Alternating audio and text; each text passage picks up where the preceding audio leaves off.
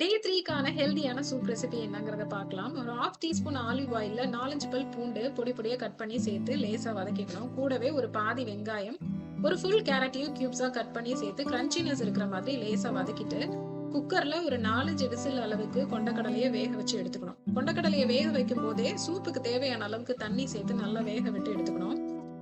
கொண்டக்கடலைய வேக வச்ச அந்த தண்ணியோட சேர்த்து இந்த கேரட் எல்லாத்தையும் சேர்த்து ஒண்ணா கொதிக்க விடணும்.